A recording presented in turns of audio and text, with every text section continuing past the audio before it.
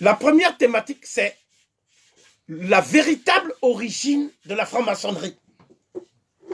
Comme vous le savez, plusieurs hypothèses sont avancées par ceux qui font profession d'études d'histoire de la franc-maçonnerie. Pour les uns, les francs-maçons seraient les bâtisseurs des cathédrales. Comme vous le savez, il ne se passe pas une semaine sans qu'on écrive dans les journaux à sensation le mystère des bâtisseurs des cathédrales. C'est devenu un thème, un créneau très rentable économiquement.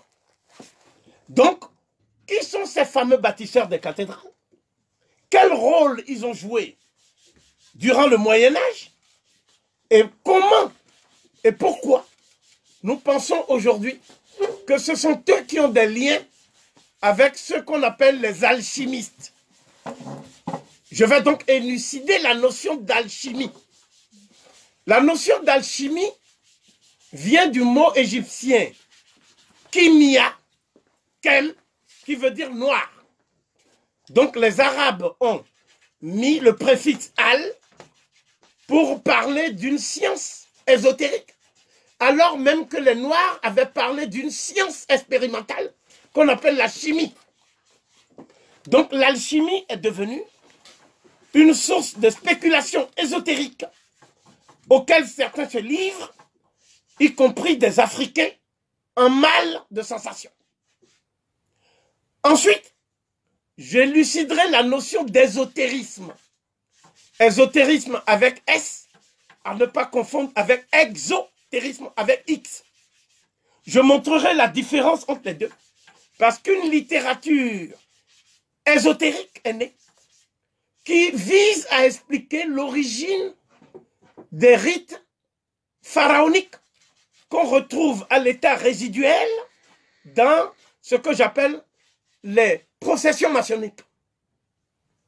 Il en est ainsi de 3 symboles fondamentaux. Le premier symbole, c'est une pyramide dans laquelle est incrusté un œil. Et cette pyramide, on la retrouve sur les billets qu'on appelle les dollars américains US, parce que ce sont les francs-maçons qui sont à l'origine de l'État fédéral qu'on appelle les États-Unis d'Amérique. Tous les présidents des États-Unis étaient des francs-maçons. Tous les présidents des États-Unis étaient des francs-maçons. Qu'il s'agisse d'Abraham Lincoln jusqu'à Roosevelt, en passant par le président Clinton, c'était des francs-maçons. Deuxièmement, il y avait un autre symbole qui est le symbole de ce qu'on appelle l'illumination de Lucifer. Donc le symbole luciférien qui serait un détournement du symbole du dieu Ra, la cristallisation de l'énergie divine à travers la lumière, ce qu'on appelle le disque solaire d'Akhenaton.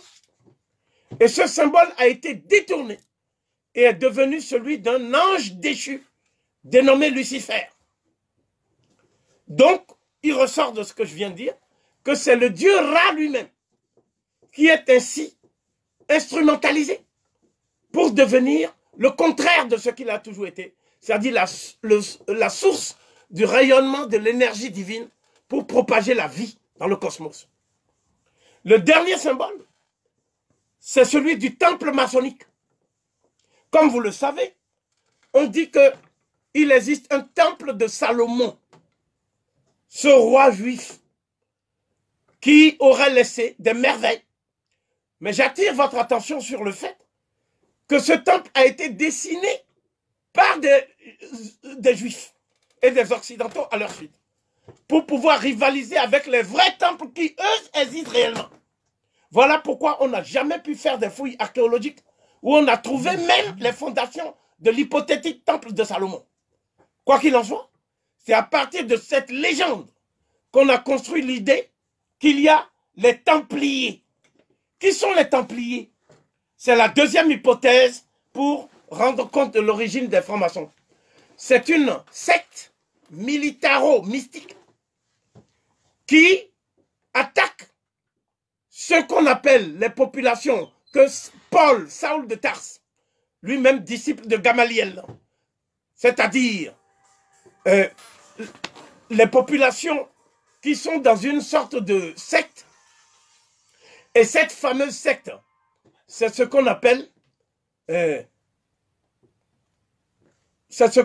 effectivement la secte de Paul de Tarse, de Saoul de Tarse. Donc cette secte, certains se réclament de l'héritage de Gamaliel pour expliquer ce qu'on appelle les Templiers.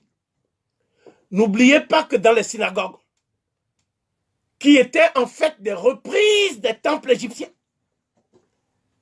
il y avait 3 types de fonctions. Il y avait ceux qu'on appelle les gardiens du temple. Il y avait ceux qu'on appelle les marchands du temple. Et il y avait ceux qui s'occupaient de rançonner, je dis bien rançonner, les fidèles de l'espace synagogal. Donc, une pratique consistait à aller voir des populations qu'on appelle les gentils. C'est le cas de Saoul de Tarse. Qui sont les gentils? C'est les Corinthiens, les Éphésiens, les Thessaloniciens. Et c'est pour ça qu'on avait fait des épîtres pauliniens, pour pouvoir aller voir les gentils pour prêcher le Messie juif. Mais on leur prenait leur terre. On leur disait de se détourner de tous les biens éphémères de la terre et de se plonger vers un monde imaginaire et illusoire. Et ces gens travaillaient pour les pharisiens, puisqu'il s'agit du nom de cette secte. Et non seulement ils travaillaient pour les pharisiens, mais à la fin, ils étaient souvent même suppliciés et éliminés quand ils étaient inaptes au travail. Donc, ce que je veux dire par là, c'est que les Templiers, c'était une secte guerrière qui, sous des couverts d'humanisme ou de ce qu'on peut appeler la fraternité. Vous voyez ces 2 mots-là, vous les retrouverez dans l'idéal maçonnisme. La fraternité et l'humanisme. Vous voyez, fraternité parce que les maçons s'appellent les frères de lumière. Humanisme parce qu'ils disent qu'ils sont les gardiens de la divinité de l'humanité. Et donc, nous voyons dès le 2e siècle s'ébaucher ce qui va devenir la structure mère à partir de laquelle la franc-maçonnerie historique va émerger.